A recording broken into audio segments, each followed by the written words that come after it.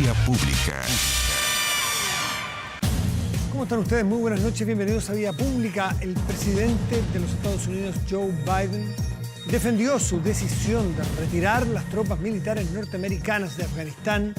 Esto ante los comentarios y las durísimas críticas que ha tenido incluso de sus propios partidarios en el Congreso norteamericano. Lo responsabilizan a Washington de dejar solo a este país asiático luego de que el talibán se apoderara de su capital, Kabul, lo que propició la huida, entre otras cosas, del mandatario afgano, de Ghani.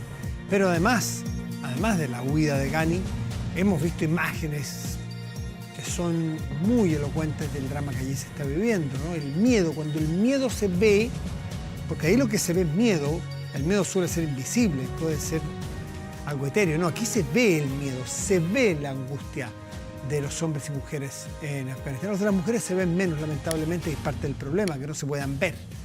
Hablaremos de todos esos temas hacia adelante. Bueno, en su alocución, Biden explicó que cuando asumió el cargo tuvo que continuar con lo iniciado ya por su antecesor Donald Trump, quien había llegado a un acuerdo con el talibán justamente, y de hecho, perdón, en paréntesis, esta tarde hubo reuniones entre un general norteamericano, general McKinsey, con representantes del talibán en Doha, Qatar, para poder intentar acuerdos o lo que está tratando de hacer el talibán, en definitiva, es demostrarle al mundo de que van a respetar ciertos derechos humanos y que no va a ser lo mismo.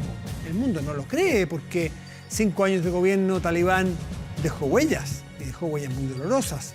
Pero bueno, recordemos que Donald Trump había llegado a un acuerdo con el grupo talibán para retirar las tropas estadounidenses en mayo de este año, algo que, si bien no se cumplió a cabalidad, el actual mandatario no quiso echar pie atrás. Por eso se produce la salida de las tropas estadounidenses y el presidente Joe Biden aseguró que no abandonarán Afganistán y prometió alzar la voz.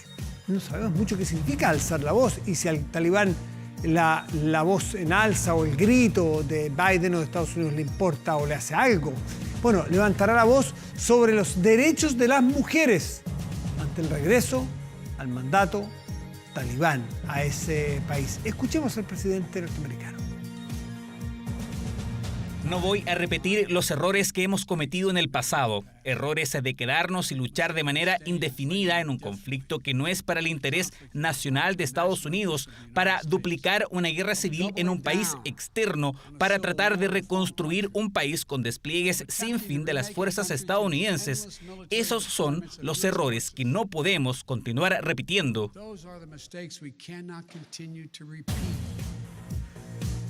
Por muy criticado que sea Biden, a lo mejor se adelantó, a lo mejor se apuró, a lo mejor no midieron las consecuencias o no tenían el pulso fino de Afganistán, del territorio, para saber si es que cuán rápido iba a ser el triunfo del talibán. Todo eso puede ser, pero lo que nadie puede hoy día pretender es volver atrás, es seguir haciendo lo mismo.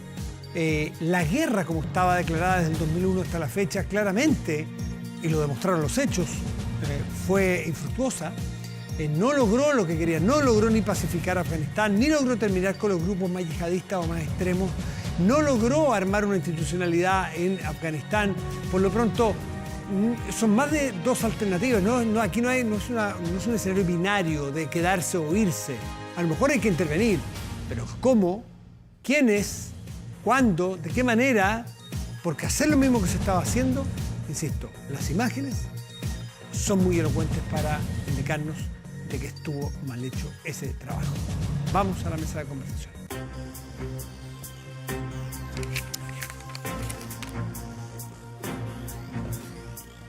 Y tomamos contacto con Robert Funk, que es académico del Instituto de Asuntos Públicos de la Universidad de Chile. Robert, buenas noches, ¿cómo estás? Gracias por subirnos. Hola, ¿cómo estás? Buenas noches. Buenas noches. Para seguir la conversación de lo que yo estaba planteando aquí en la introducción, Biden podrá ser más o menos responsable, Trump lo habrá iniciado, esa discusión podrá quedar, pero que seguir haciendo lo mismo que venía haciendo Estados Unidos hace 20 años, claramente no tenía ningún sentido ni iba a lograr ningún resultado positivo. ¿Compartes esa idea? Sí, ese fue el mensaje principal que entregó el presidente Biden hoy en la tarde. Biden hace muchos años que ha sido crítico de la presencia de Estados Unidos en Afganistán. No es difícil, conociendo la historia de Afganistán, entender de que las opciones o la posibilidad de un éxito militar eran casi nulas. Ahora, dicho eso, Biden también dijo, y creo que tiene razón, que a un nivel hubo un cierto éxito. O sea, los objetivos principales que se pusieron para la invasión que comienza el 7 de octubre del 2001 fueron logrados, que fue reducir la amenaza que representaba Al Qaeda desde su base de operación en Afganistán y encontrar a Osama Bin Laden. El problema es que para asegurar que ese éxito continuara, se pensó que era necesario construir una especie de democracia, una especie de Estado funcional en un país que hace muchas, muchas décadas no lo había tenido. Y eso es lo que Biden al final dijo: no podemos seguir cometiendo este mismo error y por lo tanto es tiempo de salir. Y también hay que decir que eso fue parte de los términos del acuerdo al que llegó el gobierno de Trump con los talibán en febrero del 2020. Exactamente. Que acuerdos que, entiendo, Estados Unidos y el talibán siguen funcionando. Estaba leyendo que el general McKinsey se juntó en Doha, Qatar, esta tarde. Por lo tanto, hay un canal de comunicación. No sé cuál es la intención, cuál es el propósito y qué se puede lograr allí, qué quiere cada una de las partes. O sea, sería algo bastante positivo que Estados Unidos lograra mantener algún tipo de contacto con los talibán a pesar de lo que ha ocurrido. Pero también hay que decir que los talibán no han respetado desde el primer momento al pie de la letra el acuerdo de Doha. Parte del acuerdo era que iba a haber paz. Parte del acuerdo era que Estados Unidos se comprometía a comenzar su retiro, cosa que hicieron ya en el gobierno de Trump, y completar ese retiro dentro de un periodo de, creo que 14 meses, sí, que es más o menos donde estamos ahora. Y durante todo ese periodo lo que ha hecho los talibán es aumentar su presencia a través de ataques armados. Y este colapso repentino del control del gobierno afgano refleja un poco esa fuerza militar que probablemente aumentó durante este periodo de los acuerdos de paz. Uh-huh. Ahora, el punto es que el talibán queda con mucha fuerza política, ¿no es cierto? Es un vendaval político que pasó por Afganistán completo. No creo que nadie se le anime hoy día a intentar competirle, ¿no? Pero además queda con una fortaleza material importante. Entiendo que queda con mucho armamento, que queda con muchos recursos. Leí por ahí que habían 400 millones de dólares habían tenido de utilidad o de ganancia en el último tiempo entre faenas mineras que tienen, entre cobros que hacen a distintas personas solamente por existir, un poco el famoso impuesto revolucionario en otras partes del mundo. Es decir, plata tienen, aviones, armamentos que habrá dejado Estados Unidos botados ahí y una fuerza política incontrarrestable. ¿Qué nos puede hacer pensar que el talibán quiera abuenarse con el mundo y mostrar una cara levemente distinta que la que ella mostró? Yo creo que no hay ninguna señal de aquello. Más que fuerza política, yo diría que el talibán tiene fuerza militar. Apoyo político, o sea, estas escenas que estamos viendo de la gente tratando de arrancar, las escenas del aeropuerto, etcétera, demuestran que no son grupos que están siendo recibidos a manos abiertas. Se ha reportado que en algunos pueblos sí los reciben porque el pueblo afgano a esta altura está acostumbrado a recibir a los que triunfan porque es una cosa de supervivencia. Pero está claro que lo que viene ahora es un periodo bastante oscuro y por lo tanto no sé si hay apoyo político como tal. Y tampoco va a haber es difícil pensar que van a haber elecciones como han habido en el último tiempo a pesar de muchas irregularidades que pueden haber existido. Yo creo que viene un periodo oscuro. Y no veo muchas señales que el talibán haya cambiado su ideología. O sea, es una cosa muy básica de su poder y su existencia, y lo estamos viendo en en estos órdenes que están dando, por ejemplo, respecto a las mujeres, ¿no? Que tienen que guardarse, las que iban al colegio, algunas mujeres trataron hoy día de ir a la universidad, la mandaron a la casa, o sea, eso ya está empezando.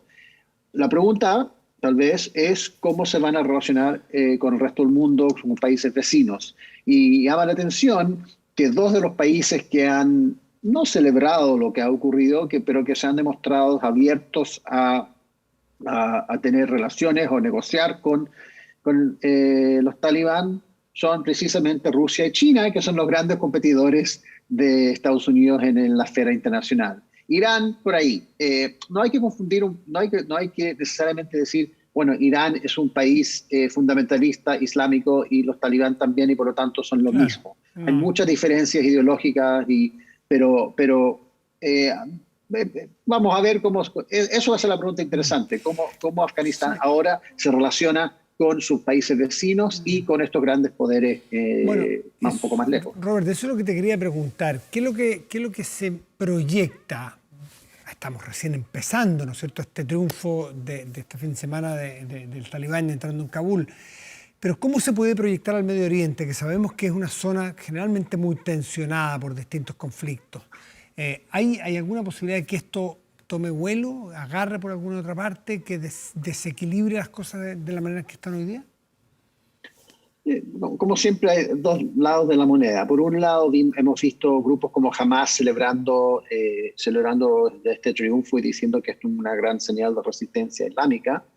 Pero por el otro lado, como digo, son grupos muy distintos, con aproximaciones muy distintas hacia el Islam y hacia la política. Y Afganistán es muy sui generis, ¿no? Afganistán es un país, a diferencia de otros países en la región que tienen sus propios problemas, pero Afganistán lleva muchos años básicamente con un Estado fallido, ¿no? Los talibán también ya estuvieron en el poder, y esto es un punto interesante, estuvieron en el poder antes del 11 de septiembre del 2001, o antes de octubre del 2001, y en esa época tampoco lograron funcionar muy bien. Como Afganistán básicamente dependía de la ayuda de la ONU y de otros organismos para darle comida a su gente. Y de hecho los talibán muchas veces se oponía a recibir esa ayuda porque decía que Allah iba a darle a comer a la gente. Entonces,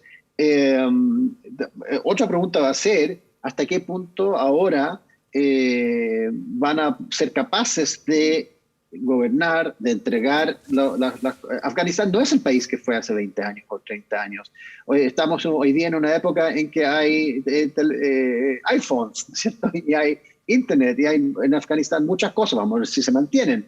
Pero la población realmente ha avanzado mucho en estos 20 años, se creó una infraestructura en estos 20 años, y si los talibán optan por destruir todo eso, tal vez se le va a ser mucho más difícil mantener el poder. Claro, alguien hablaba hoy día de que uno de los misterios, una de las incógnitas, es qué va a pasar con esta generación de 20 años. 2/3, entiendo por lo que leí, 2/3 de la población afgana hoy día no tiene recuerdos, al menos, del gobierno talibán en Afganistán. Es decir, capaz que hay un sector que todavía piensa que puede ser bueno. Y aparentemente había muchas discusiones y peleas dentro de las propias familias, donde había un grupo donde decían, bueno, en una de esas no es tan malo. Y otros decían, no, que ustedes no recuerdan lo que fue esto. Ustedes no saben. Bueno, esa es clásica disputa generacional en todos los países, ¿no? Bueno, guardando las diferencias, conocemos esa conversación. Nosotros tenemos y es así. Me acordé de lo mismo. Nosotros tenemos en parte una conversación del mismo estilo. Pero la pregunta interesante es, ¿qué va a pasar con esa generación? 20 años de personas que han visto un Afganistán distinto, 20 años con un país que, no sé, veíamos gente que perseguía ese avión, pero hablando por celular, que debe tener Wi-Fi o debe tener 4G. Y hay otro elemento que mujeres profesionales, mujeres trabajando. Me parece que era el 15 o 20% del parlamento afgano son mujeres hoy día. Eso parece ser que va a terminarse de un día para otro, entonces... Sin duda, pero lo que va a seguir, de alguna forma, por ejemplo, es el hecho que hayamos visto estas imágenes. En parte tiene que ver con que, como en todo el mundo, las personas filman con sus teléfonos. O sea, es mucho más difícil, el mundo sabe mucho más de lo que ocurre en todo el mundo, y esto lo vimos en la primavera árabe, lo vimos aquí en nuestras propias protestas, y se sabe de inmediato qué es lo que está ocurriendo, y eso es para bien y para mal. Pero en el caso de Afganistán vamos a ver que el tipo de horrores que vimos en el pasado, si ocurren, van a quedar registrados, y eso va a complicar la postura del talibán en el mundo y probablemente domésticamente también. Robert, pero los hechos recientes de Cuba nos enseñaron algo distinto, que cuando hay un régimen totalitario, autoritario, una dictadura, cierran la llave o bajan el ¿cómo se llama?, interruptor del internet, y dejamos de saber exactamente lo que pasa en Cuba. No lo sabemos. En Afganistán puede pasar lo mismo.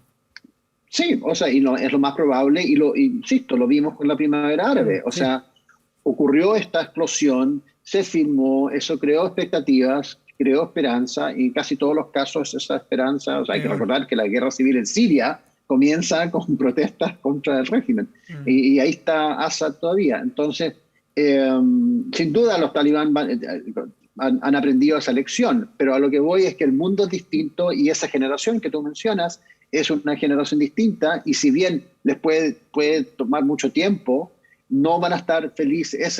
Ese ¿cuánto dije? 70% no va a estar feliz con lo que está ocurriendo, y eso da alguna esperanza que en el futuro se pueda construir otra cosa. Robert Frank, académico del Instituto de Asuntos Públicos de la Universidad de Chile, muchísimas gracias por esta conversación esta noche en Vía Pública. Que estés bien. Gracias, Matías. Chao, gracias como siempre. Pausa y volvemos, espérenos.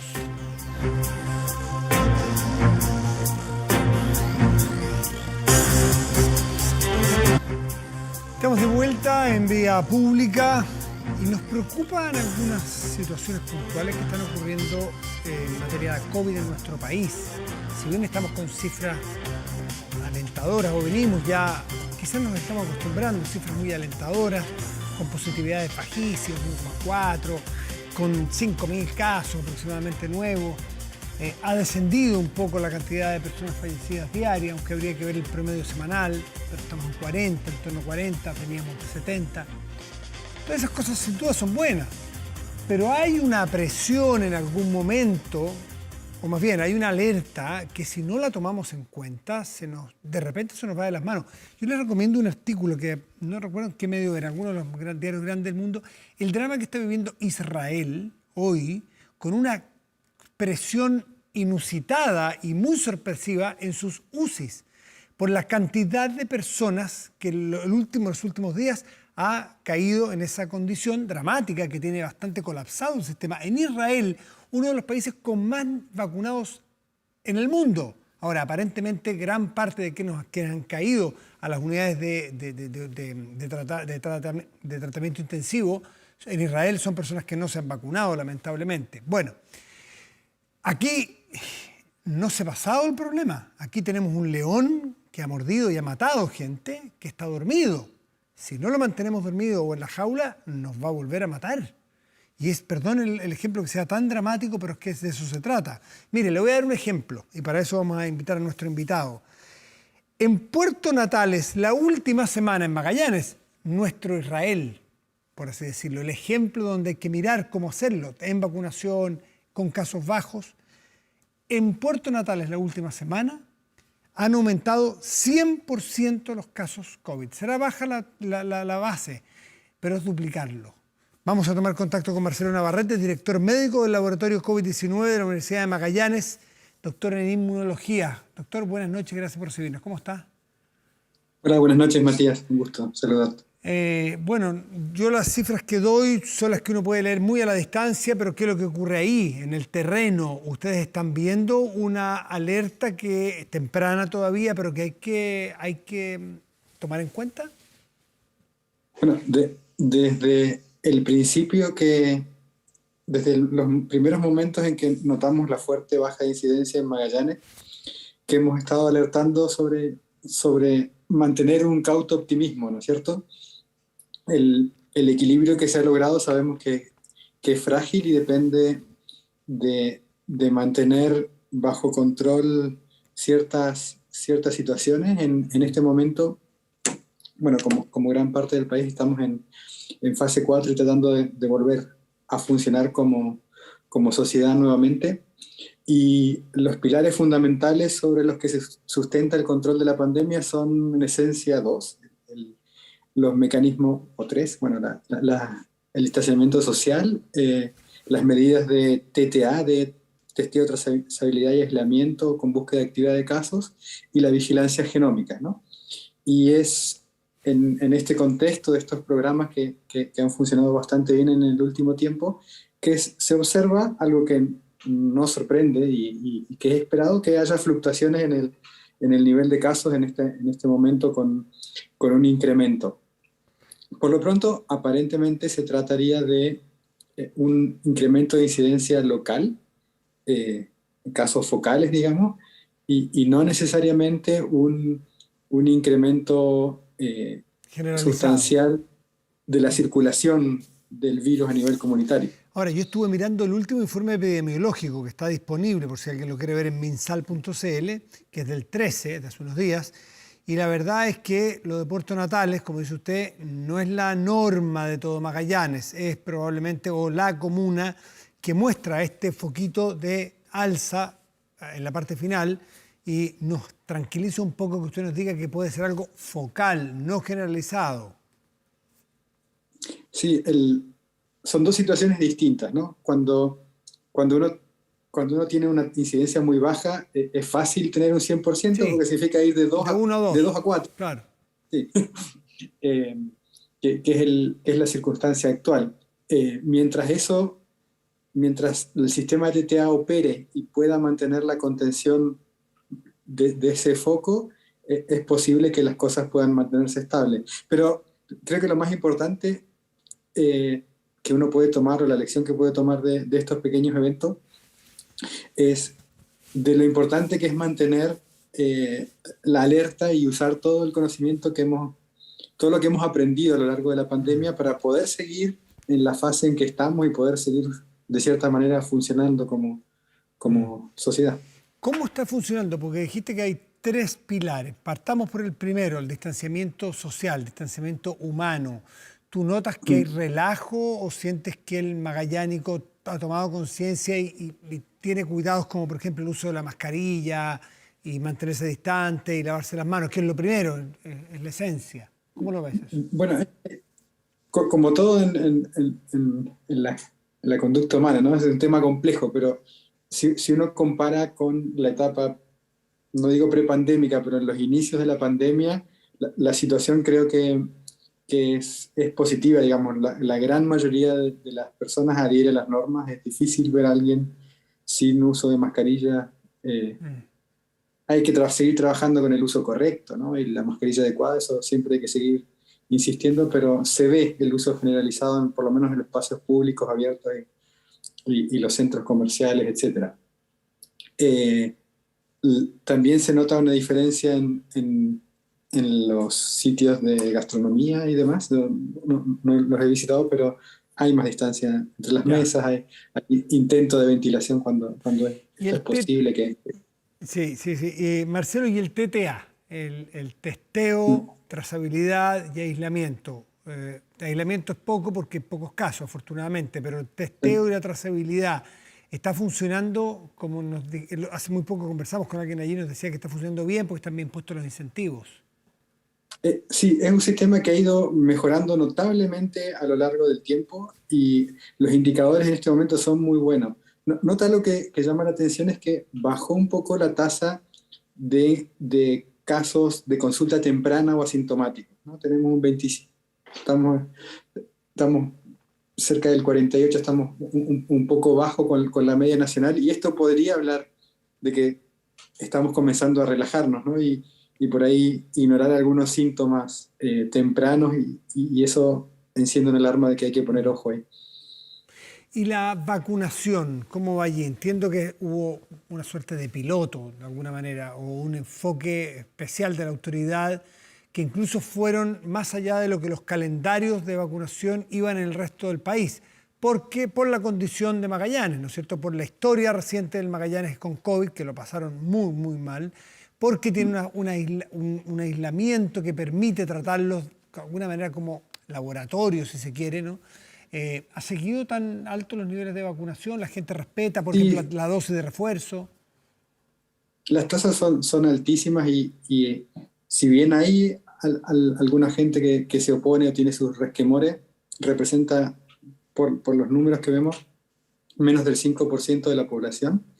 Y es cierto que que tenemos todavía en la memoria fresca de haber sido la cuarta región más afectada del planeta en términos de incidencia, que no es menor. Y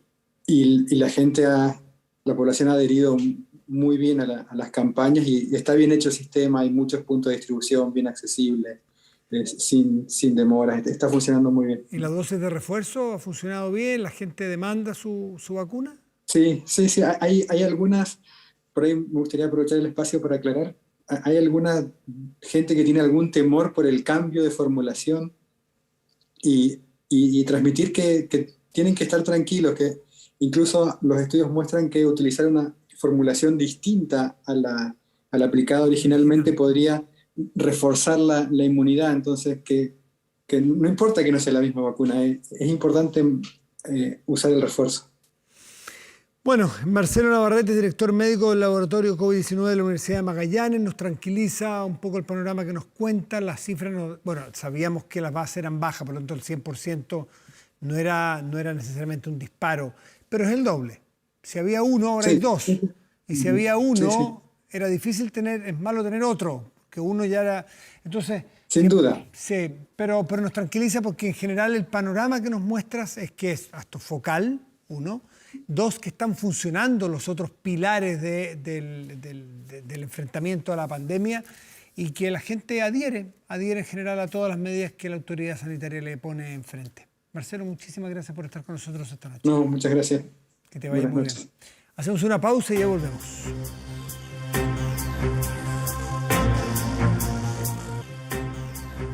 Protéjase de la delincuencia con Tepillé, vigilancia en tiempo real de cámaras de seguridad con audio disuasivo para su empresa. Alarmas Tepillé con cámaras conectadas a su smartphone y botón de emergencia móvil para su hogar. No sea usted la próxima víctima y contrátelos en tepillé.cl. Vamos a la pantalla grande de nuestro estudio y revisamos nuestro portal de noticias 24horas.cl y todas las informaciones producidas de las distintas plataformas de TVN hoy. En retiros de fondos, Superintendencia indica que el 87,2% de las liquidaciones por pensiones de alimentos se encuentran al día. Esto es un temazo. ¿Quiere más detalles? Léalo usted en 24horas.cl porque es muy importante estar al tanto de lo que ocurre. Hacemos una pausa y ya volvemos. De vuelta en Vida Pública revisamos el informe del tiempo, pero partimos con la temperatura de este momento en la región metropolitana. Hay 8 grados y 5 décimas y el cielo está nublado. Para mañana y pasado en esta región, en esta ciudad, tendremos cielo nublado y chubascos. Ahí empieza a aparecer la esperanza de esta semana, que es lluvia, y lluvia fuerte, y mucha y buena lluvia. Y además, lluvia con la isoterma baja, con lo cual, por lo que estuve leyendo, por lo cual hay esperanza también de una acumulación nival interesante. Bueno, pero veamos, está nublado para mañana, máxima probable de 17 grados y chubascos para el miércoles con 14 grados de máxima probable. Revisamos otras regiones del país, otras dos regiones del país. La Serena, la región de Coquimbo, estará despejado con una máxima probable de 19 grados. Y en Coyhaique, la región de Aysén, tendrá cielo con chubascos y la máxima probable de 8 grados. Hará falta saber de quién hablamos, mencionar de quién hablamos, bueno, y al verlo qué decir, ¿no? Bueno, pero sí recordar que un martes 16 de agosto de 1977, a las 15:30 horas, se confirmó oficialmente la muerte de Elvis Aaron Presley, el rey del rock and roll, quien tenía apenas, hizo lo increíble, apenas 42 años. Es lo que pasó con John Lennon. Uno dice, ¿cuánto quedó por entregar un genio como este, no? Bueno, pero que 30 de esos años se los dedicó a la música, también al cine, en fin, pero la música es su gran aporte. Logró posicionar 115 singles en el top 40 de Billboard y se convirtió en una figura fundamental del siglo XX. una influencia enorme para los Beatles, por de pronto, y para tantos otros. Uno de esos éxitos es la canción que escuchamos de fondo, Don't Be Cruel. Fue incluida en el Salón de la Fama del Grammy 2002 y en 2004 llegó a las posiciones número 197 de las mejores 500 canciones según la revista Rolling Stone. Con el gran Elvis Presley despedimos Vía Pública de hoy. Muy buenas noches y gracias por venir.